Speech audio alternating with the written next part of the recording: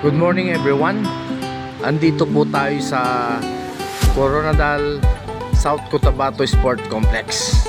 Ayan po. Na-built po to noong 1996 kasi ang South Cotabato po ang host ng palaro noon. Alright. Yan po ang aking bunso na ang ginagawa niya sa ngayon ay freestyle, basic freestyle. Wow, napakagaling na guys. Kaya hindi po tayo lugi sa halagang 150 per day.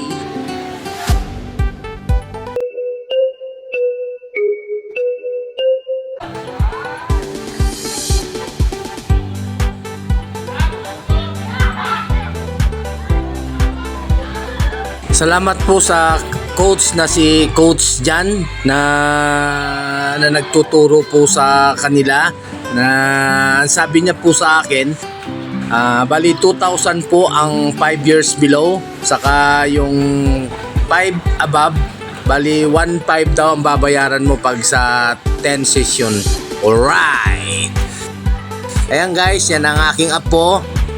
Okay na kahit lumulubog ang katawan niya pero mahaba na yung kanyang nilalangoy, oh. Galing. Alright.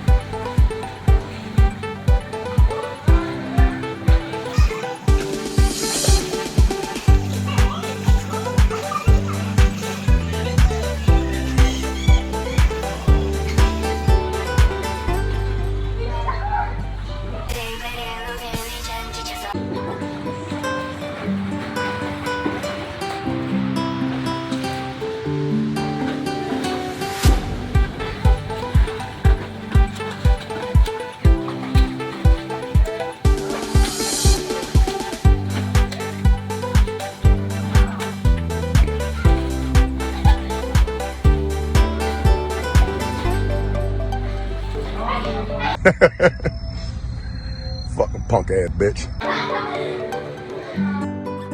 Ayan guys, bali in-introduce na po sa kanila ang pangalawang stroke, backstroke. Ayan, kaya hindi pa po nila kabisado guys.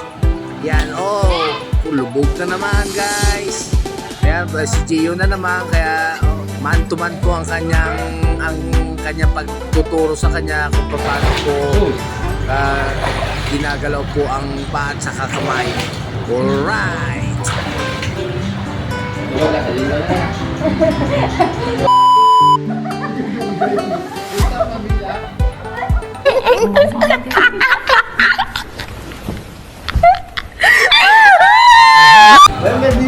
Paano? Matagalin yung gasal tabi.